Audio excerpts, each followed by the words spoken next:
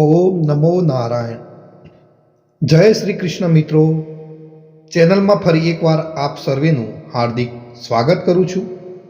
મિત્રો, નારાયણ કવચ અત્યંત પાવન અને શક્તિશાળી સ્તોત્ર છે, જે શ્રીમદ ભાગવત મહાપુરાણમાં 6ઠ્ઠા સ્કંદના 8મા અધ્યાયમાં આવેલું છે. આ કવચનું પઠણ આપણી અંદર દૈવી શક્તિઓને જગાડે છે અને બધી જ બાજુઓથી આપણને રક્ષણ આપે છે. તો મિત્રો, કવચ પાઠ કરતા પહેલા ભગવાન વિષ્ણુ, નારાયણ, શ્રી હરિ તેમજ સર્વ દેવોને વિશ્વ શાંતિ અને આત્મશુદ્ધિ માટે પ્રાર્થના કરવી શ્રેયસ્કર ગણાય છે.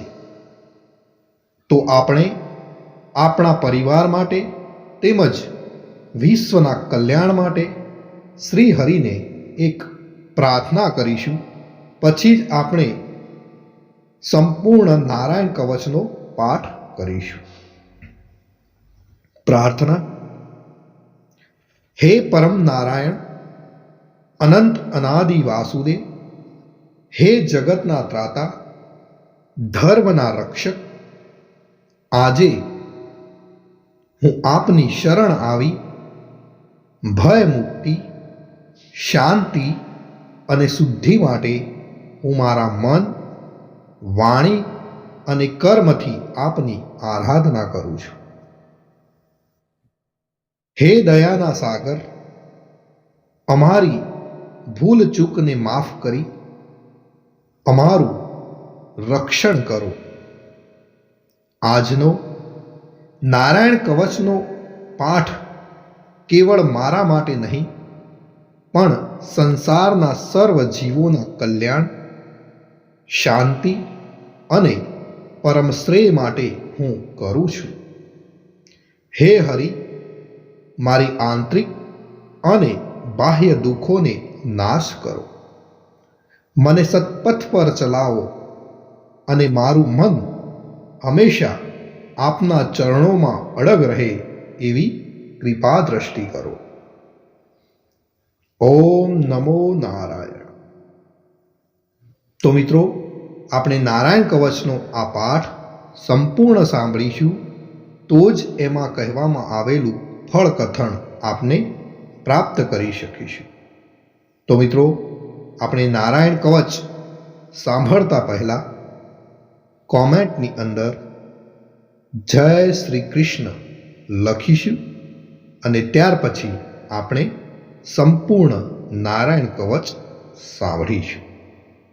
અને મિત્રો, સાંભળ્યા પછી પણ જો તમને આ નારાયણ કવચ સારું લાગે તો તમારા જે પણ સોશિયલ મીડિયાની અંદર ગ્રુપ હોય એની અંદર જરૂરથી શેર કરજો. તો ચાલો મિત્રો, આપણે શરૂ કરીએ છીએ નારાયણ કવચનો પાઠ. શ્રીમદ ભાગવતના 6ઠ્ઠા સ્કંદના 8મા અધ્યાયમાં શ્રી નારાયણ કવચ ત્વષ્ટા ઋષિના પુત્ર વિશ્વરૂપ ઇન્દ્રને કહે છે. વિશ્વરૂપ કહે છે, જ્યારે ભયનો સમય પાસે આવ્યો હોય ત્યારે મનુષ્ય હાથ પગ ધોઈ આચમન કરી ઉત્તર દિશા તરફ મુખ રાખી નારાયણ કવચનો પાઠ કરવો. જ્યારે ભય આવે ત્યારે શ્રી નારાયણ રૂપ નામનું બખ્તર ધારણ કરવું.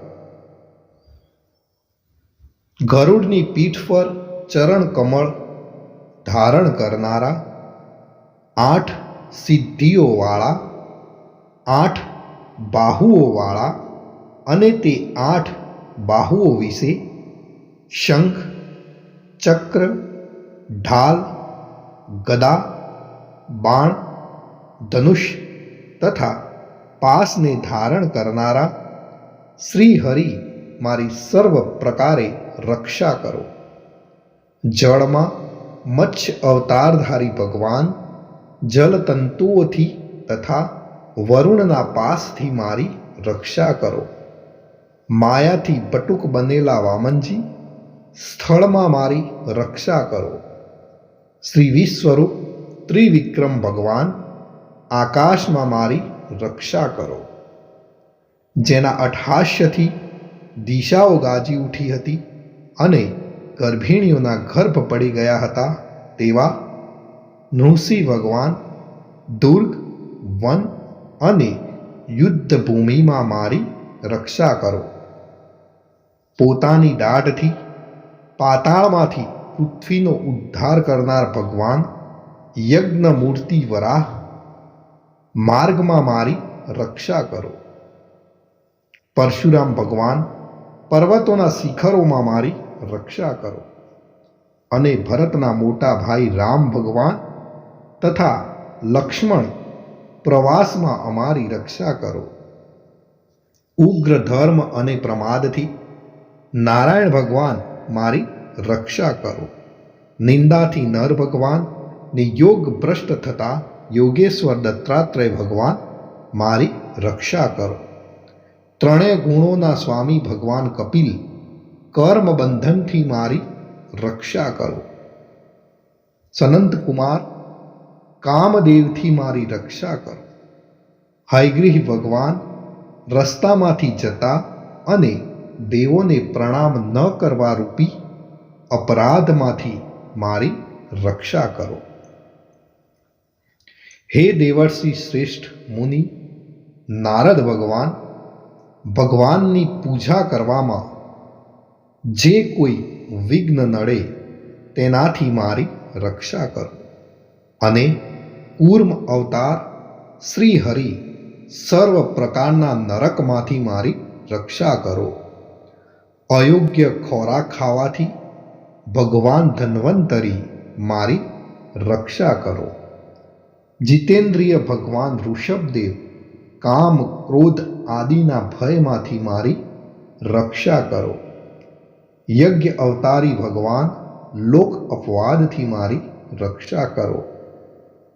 બલભદ્ર ભગવાન મનુષ્ય તરફથી થનારા ઉપદ્રવોમાંથી મારી રક્ષા કરો.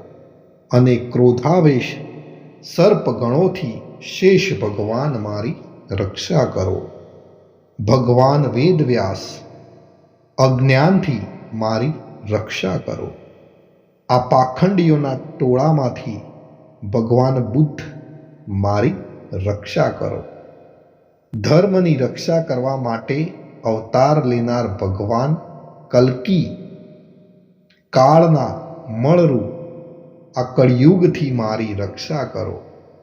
હે કેશવ ભગવાન પ્રભાતમાં ગદાથી મારી રક્ષા કરો.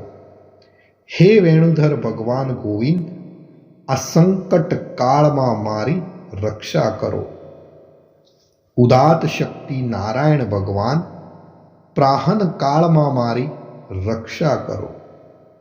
અને ચક્રધારી ભગવાન વિષ્ણુ મધ્યાહ્ન કાળમાં મારી રક્ષા કરો. મધુ દૈત્યને મારનારા ઉગ્ર ધનુર્ધારી ભગવાન વિષ્ણુ ત્રીજા પહોરમાં મારી રક્ષા કરો. બ્રહ્મા, વિષ્ણુ અને રુદ્ર એ ત્રણ મૂર્તિવાળા ભગવાન માધવ સાય કાળમાં મારી રક્ષા કરો. ઇન્દ્રિયોના સ્વામી ઋષિકેશ ભગવાન પ્રદોષ કાળમાં મારી રક્ષા કરો. પદ્મનાભ ભગવાન કેવળ એક અર્ધ રાતથી પહેલાના કાળમાં અને અર્ધ રાતે મારી રક્ષા કરો. શ્રી વત્સ સિંહધારી ભગવાન એવા ઈશ શ્રી વિષ્ણુ પાછલી રાતે મારી રક્ષા કરો. તલવારધારી ભગવાન જનાર્દન મળ સકામાં મારી રક્ષા કરો. દામોદર ભગવાન સંપૂર્ણ સંધ્યાઓમાં મારી રક્ષા કરો. કાળ મૂર્તિ ભગવાન વિશ્વેશ્વર સૂર્યોદય પહેલાના કાળમાં મારી રક્ષા કરો. હે પ્રલય સમયના અગ્નિ જેવી તીક્ષ્ણ ધારવાળા ચક્ર, વાયુવાળા અગ્નિથી જેમ સૂકું ઘાસ બળીને ભસ્મ થાય તેમ અમારી શત્રુ સેનાને ભસ્મ કરો. હે વ્રજના જેવા તીક્ષ્ણ સ્પર્શવાળા તણખાઓથી ભરેલી ગદા, તમે ભગવાનને પ્રિય છો. તમે કુષ્માંડ, યક્ષ, રાક્ષસ, ભૂત તથા ગ્રહોનો ભૂક્કો કરી નાખો તથા શત્રુઓના ચૂરે ચૂરા કરી નાખો. હે પંચજન્ય શંખરાજ, શ્રી કૃષ્ણ ભગવાન તને ફૂંકીને ભયંકર શબ્દ કરે છે અને તેનાથી શત્રુઓના હૃદય કંપે છે. હે પંચજન્ય શંખરાજ, તમે રાક્ષસો, પ્રમથો, પ્રેતગણ, માતૃકાગણ, પિશાચ, બ્રહ્મ રાક્ષસ તથા બીજા ઘોર દ્રષ્ટિવાળાઓને નસાડી મૂકો. હે તીક્ષ્ણ ધારવાળી તલવાર, તમે ભગવાનના હસ્ત દ્વારા પ્રેરાઈને મારા શત્રુઓના સૈન્યને કાપી નાખો. હે સેંકડો ચંદ્ર જેવા મંડળ સમાન ઢાલ, તમે શત્રુઓની આંખને ઢાંકી દો તથા પાપી નજરવાળાઓની પાપ દ્રષ્ટિને હરી લો. અમને ગ્રહોથી, કેતુઓથી, મનુષ્યોથી, સર્પોથી, દાઢવાળા પ્રાણીઓથી તથા પાપોથી જે ભય થાય છે તે સૌ તથા જેઓ અમારા સુખમાં વિઘ્ન કરનાર છે તે સર્વે ભયો ભગવાનના નામરૂપ અસ્ત્રના કીર્તનથી જ તુરત જ નાશ પામો. વૈદિક સ્ત્રોતોથી સ્તુતિ કરાયેલ વેદમય તથા સમર્થ ગરુડ ભગવાન સર્વ સંકટોમાં મારી રક્ષા કરો તથા વિશ્વસેન ભગવાન પણ પોતાના નામો લેવા વડે સર્વ સંકટોમાં મારી રક્ષા કરો. શ્રી હરિના નામ, રૂપ, વાહન અને આયુધો સર્વ દુઃખોમાંથી મારી રક્ષા કરો. ભગવાનના મુખ્ય પાર્ષદો અમારી બુદ્ધિ, ઇન્દ્રિય, મન તથા પ્રાણની રક્ષા કરો. આ સાકાર નિરાકાર જે કંઈ જગત છે સર્વ ભગવાનનું જ સ્વરૂપ છે. આ સત્યથી મારા સર્વ ઉપદ્રવો નાશ પામો.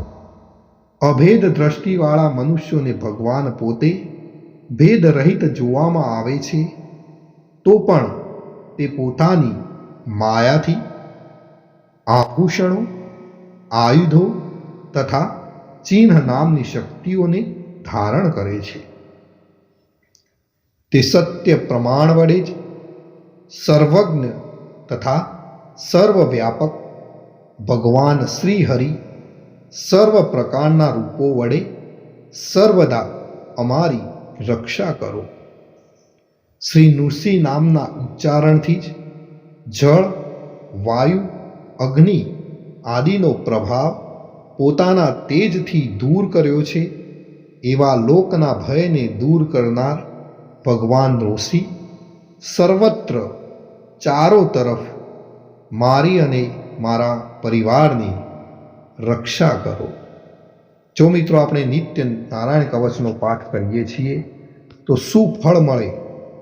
તો નારાયણ કવચનું ફળ કથન વિશ્વરૂપ કહે છે, હે ઇન્દ્ર, આ નારાયણ કવચ તમારી આગળ કહ્યું જે ધારણ કરવાથી તમે શ્રમ વિના અસુરોના અધિપતિઓને જીતશો.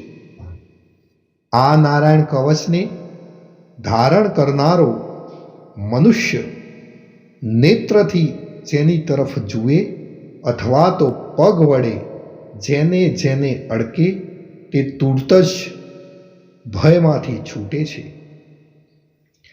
આ કવચ ભણનાર પુરુષને કોઈ દિવસ રાજાઓ તરફથી, ચોર તરફથી, ગ્રહો થકી, વ્યાઘ્ર આદિ તરફથી તથા બીજા કોઈ તરફથી ભય રહેતો નથી. તો મિત્રો, આ હતું આપણું રક્ષા કરનારું નારાયણ કવચ. ભગવાન સર્વનું રક્ષણ કરે એવી જ મારી પ્રાર્થના છે. અને તમે જો આ નારાયણ કવચ સંપૂર્ણ સાંભળ્યું હોય તો કોમેન્ટની અંદર જય શ્રી કૃષ્ણ લખવાનું ભૂલશો નહીં. અને આપ સર્વેને મારા જય શ્રી કૃષ્ણ.